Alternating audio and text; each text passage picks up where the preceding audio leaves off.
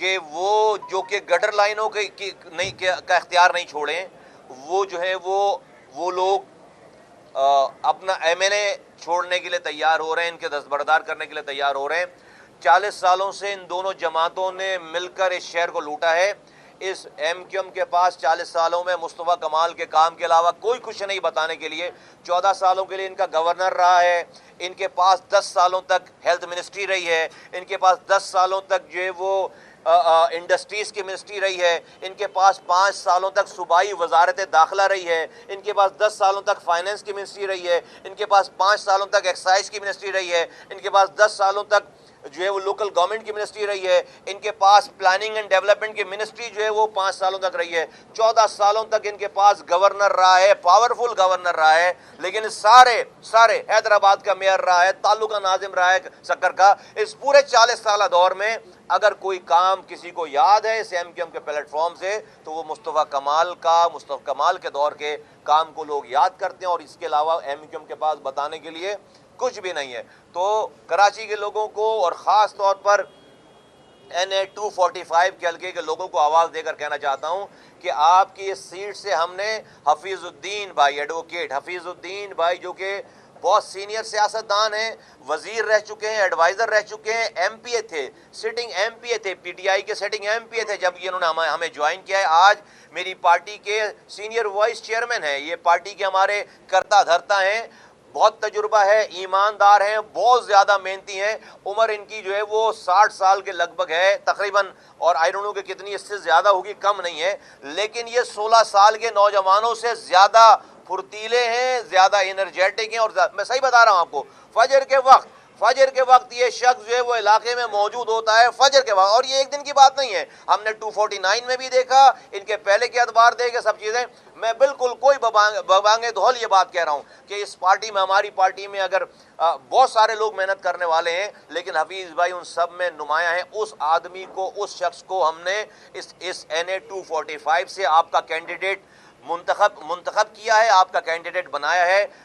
میں کراچی کے لوگوں کا NA 245 یہ چینسر گوڑ سے لے کر گارڈن تک، پی آئی بی تک، پی سی ایچ ایس تک کے تمام علاقے، گلشن اقبال، اور یہ جو عیسیٰ نگری ہے، پھر یہ نشتر پارک ہے، یہ جہانگیر روڈ ہے، یہ پی آئی بی کا علاقہ ہے، یہ لائنز ایریا ہے، میں سب کو آواز دے کر کہنا چاہتا ہوں کہ اس سے اچھا کینڈیڈیٹ تم سامنے لے کر آؤ، میں اس کے حق میں دستبردار کرا دوں گا۔ نہیں ہے، کوئی نہیں ہے اس سے اچھا کردار والا، اس سے اچھا ایماندار، اس سے زیادہ محنتی کوئی انسان لا کر دو، میں اپنے کینڈیڈیٹ کو وڈرا کرا دوں گا اس کے حق میں، لیکن کوئی نہیں ہے۔ جتنے لوگ آج الیکشن میں حصہ لے رہے ہیں ان کا حفیظ الدین بھائی سے کوئی بھی مقابلہ نہیں ہے۔ یہ آپ کے نمائندے ہیں۔ ایک دفعہ پاک سرزمین پارٹی کے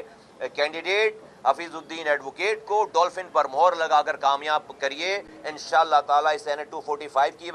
کی بھی آواز بنیں گے، اس NA 245 کے ذریعے پوری کراچی کی آواز بنیں گے، پورے سندھ اور پورے پاکستان کی آواز بنیں گے۔ ہمارا ماضی ہمارے مستقبل کے کاموں کی ضمانت ہے۔ ہمارا ماضی گواہ ہے کہ یہ کراچی جب راتوں میں سوتا تھا تو مصطفیٰ کمال راتوں کو جاگ کر اس نے کراچی بنایا ہے۔ یہ کراچی آج ساری پارٹیاں اقتدار میں تو ہیں، پیپلز پارٹی اقتدار میں ہے، پی ٹی آئی اقتدار میں رہی ہے چند مہینوں پہلے تک، ایم کیو ایم آج اقتدار میں ہے، لیکن آج اس شہر کا جو حشر ہے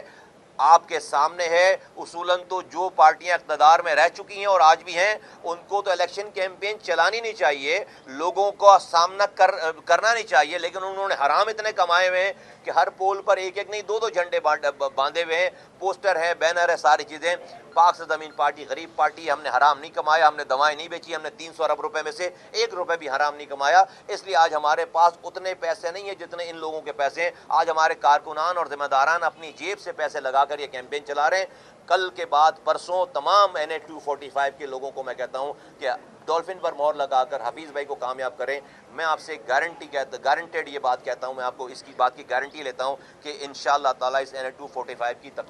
تقدیر بدلے گی، یہاں کے حالات بدلیں گے، اور انشاءاللہ تعالیٰ آنے والا وقت انشاءاللہ تعالیٰ آپ کو بتائے گا کہ آپ کی چوائس جو ہے وہ صحیح چوائس ہے، اس کے علاوہ آپ کے پاس چوائس نہیں ہے، اس کے علاوہ ہمارے علاوہ آپ کے پاس چوائس نہیں ہے۔ اور اگر آپ نے صحیح فیصلہ نہیں کیا تو پھر دیکھیں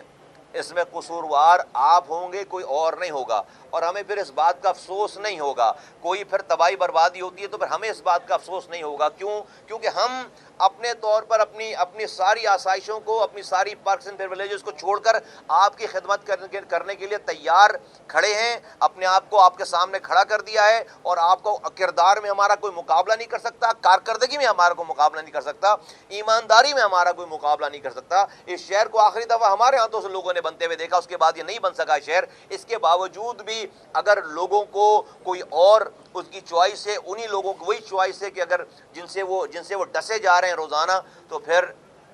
ہم اللہ کے کاموں میں مداخلت نہیں دے سکتے۔ پھر ہم سے اللہ تعالیٰ ہمیں پھر جو ہے وہ ہمارے عقل و شعور پہ اس نے پردے ڈال دیے ہوں گے۔ اگر آپ کی چوائس ہماری نہیں ہے تو پھر اس تباہی بربادی پہ پھر ہمیں بہت زیادہ افسوس نہیں کرنا چاہیے، کیونکہ یہ تباہی بربادی ہمارے اپنے ہاتھوں کی ہے۔ آج بھی جو لوگ ہمیں لوٹ رہے ہیں وہ انہی کے ہمارے اپنے ووٹوں سے منتخب ہو کر ہمیں لوٹ رہے ہیں۔ تو موقع آ رہا ہے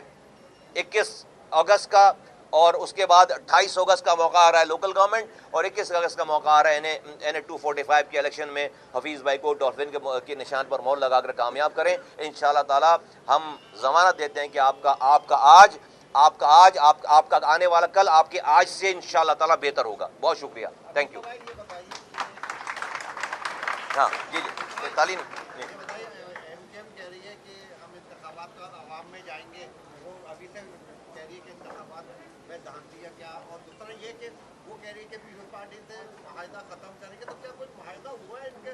یا ضمانت نون لیگ نے دی کوئی پیپلز پارٹی کا سے ایم کیو ایم کا کوئی معاہدہ ہوا ہے موجودہ؟ یہ آئی واش ہے سارا، لوگوں کو یہ پریس کانفرنس کر کے یہ بتاتے ہیں کہ ہمارا اختلاف ہے۔ ان کا کوئی اختلاف نہیں ہے، یہ اسی تنخواہ پہ کام کریں گے۔ انہوں نے اس قوم کو پیسے لے کر اور مراد لے کر اور دو منسٹریاں اور ایک ایڈوائزری لے کر بیچ دیا ہے، اور یہ کبھی بھی اب تو لوگوں کو واضح ہو گئی ساری باتیں نا، اب تو لوگوں کو بہت واضح ہو گئی ساری باتیں۔ اب مجھے لگتا ہے کہ قوم کو بتانے کی کوئی گنجائش، مہاجر نام پر انہوں نے مہاجروں کا سودا کیا ہے، اور اب ان کے اوپر زیادہ بات کرنا جو ہے وہ ٹائم ضائع کرنے والی بات ہے۔ جس کو پتہ چلنا تھا اللہ تعالیٰ نے ان کے اعمال کی وجہ سے سب کو پتہ چلوا دیا ہے۔ انشاءاللہ تعالیٰ لوگوں کو سمجھ میں آ گئی ہے، اور میں سمجھتا ہوں کہ اس الیکشن میں ان کو جو ان کی بوکھلاہٹ نظر آ رہی ہے، ان کو بدترین شکست ہوگی انشاءاللہ تعالیٰ۔ بہت شکریہ۔